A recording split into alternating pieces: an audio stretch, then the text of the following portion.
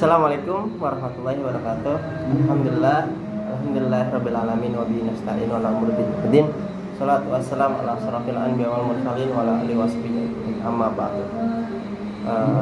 Perkenalkan, nama saya Saiful Basor, saya dari karyawan semester 3. Di sini saya akan mempresentasikan atau merangkum dari semua pemakalah yang udah kita pelajarin atau saya pelajari dari semester 1 ini. Pertama itu pengertian supervisi pendidikan atau fungsi dan jenis-jenis supervisi pendidikan. Yang pertama, pengertian supervisi pendidikan. Kata supervisi diadopsi dari bahasa Inggris supervision, yang berarti pengawasan atau kepengawasan. Orang yang melaksanakan pekerjaan supervisi disebut supervisor.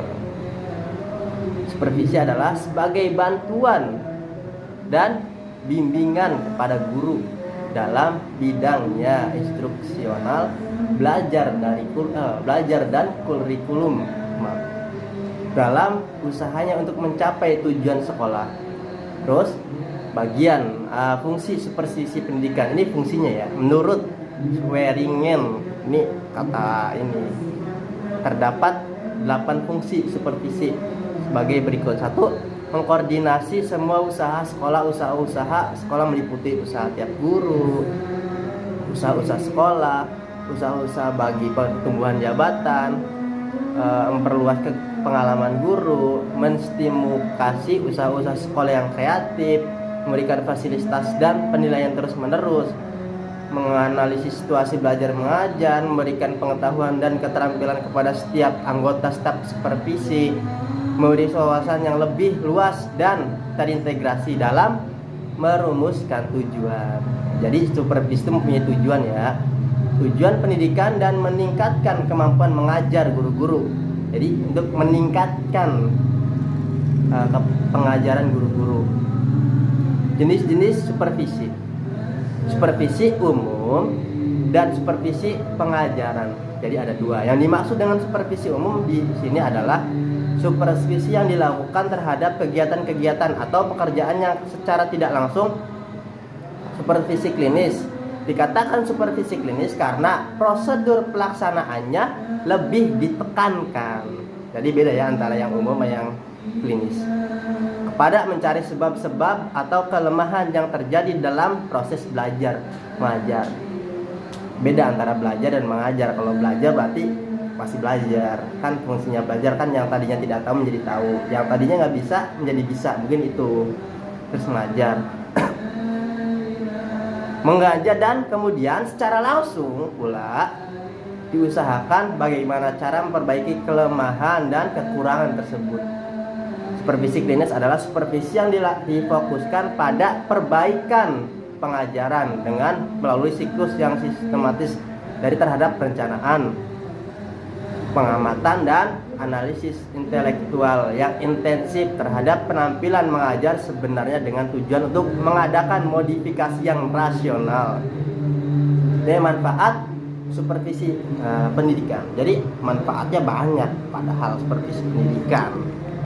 1. Mampu menemukan kegiatan yang sudah sesuai dengan tujuan, menemukan kegiatan yang belum sesuai dengan tujuan, mampu memberikan keterangan tentang apa yang perlu dibenahi terlebih dahulu, yang diprioritaskan. Sebab kalau nggak diprioritaskan mungkin kurang. Mampu mengetahui petugas-petugas seperti guru-guru, kepala sekolah, pegawai, tata usaha atau bisa disebut TU, dan penjaga sekolah. Mungkin ini penjaga sekolah kayak kita ibaratkan satpam ya, yang perlu diganti atau perlu ditatar, mampu mengetahui petugas yang perlu diganti, mampu mengetahui buku-buku yang tidak sesuai dengan tujuan pengajaran, mampu mengetahui kelemahan kurikulum. Terus supervisi dalam perspektif Islam, Al-Quran, hadis, karena pedoman kita Al-Quran sama hadis. Tujuan supervisi umum seperti pendidikan adalah memperbaiki situasi belajar mengajar, baik belajar para siswa. Tujuannya tadi supervisi menurut beberapa ahli sebagai berikut. Tujuan supervisi pendidikan menurut Ahmed Tebboune adalah pembinaan guru tentang pencapaian yang harus dipenuhi, yaitu tujuan pendidikan, karena pendidikan itu penting bagi Indonesia. Pelatihan guru tentang tanggung jawabnya, mendidik manusia siap kembali hidup di tengah masyarakat, artinya manusia yang manfaatnya untuk masyarakat umum. Pengarahan guru dalam menganalisis,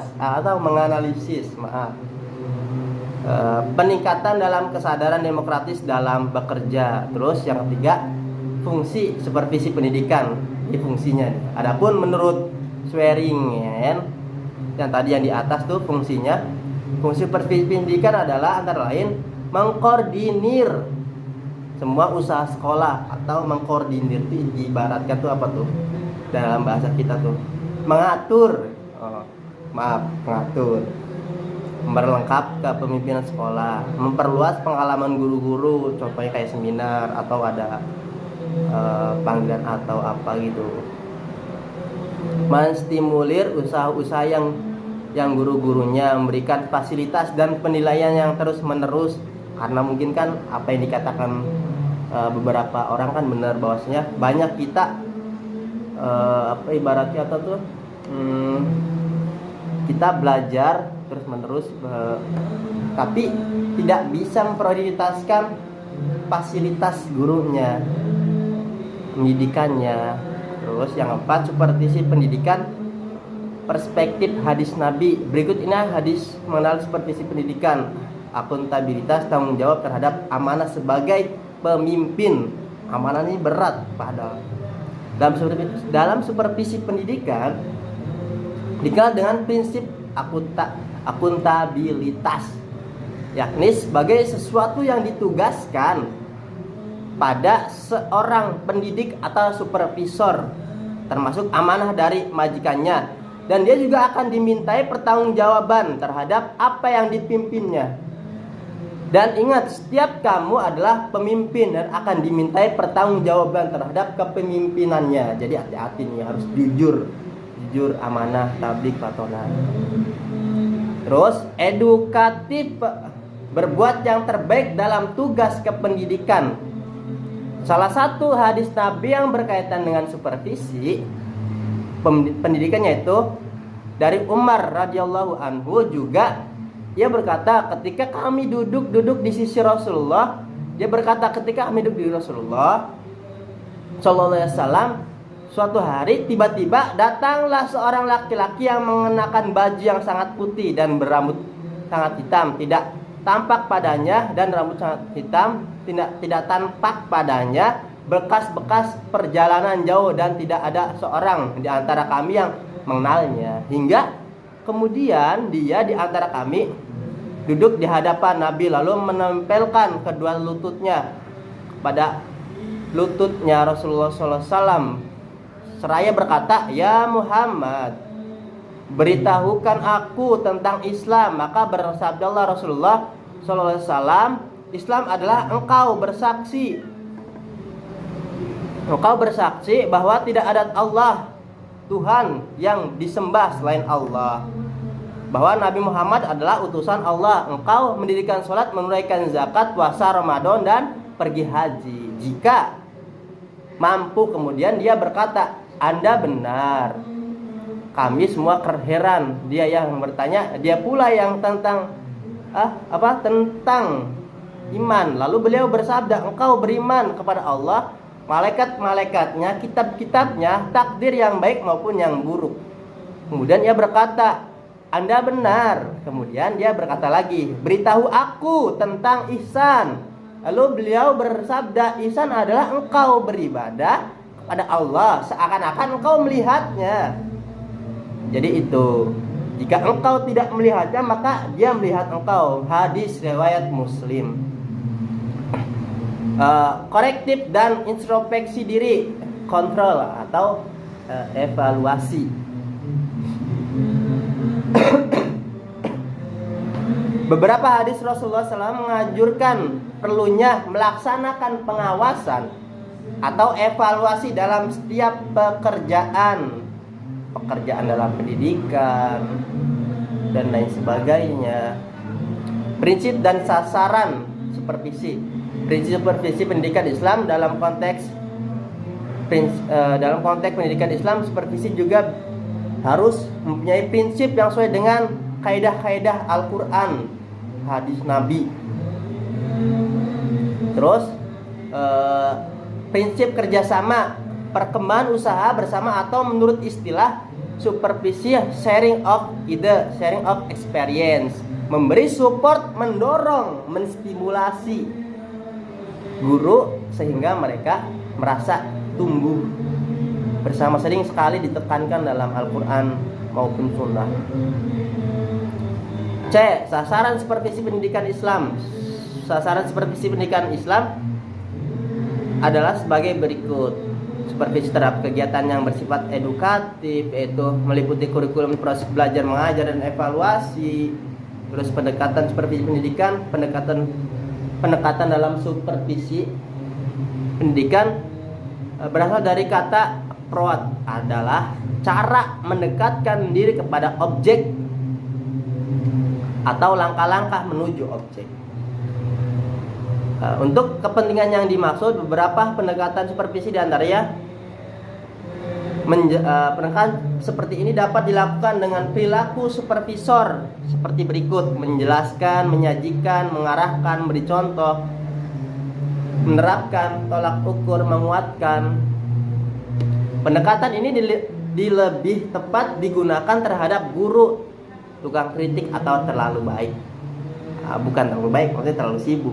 Tugas supervisor adalah meminta penjelasan kepada guru apabila ada hal-hal yang diungkapkannya kurang dipahami, atau ketika guru menjelaskan ada beberapa murid yang kurang paham gitu. Apabila ada hal-hal yang diungkapnya kurang dipahami, kemudian mendorong guru untuk mengaktualisasikan inisiatif yang dipikirkannya untuk merencanakan masalah yang dihadapinya atau meningkatkan pengajarannya.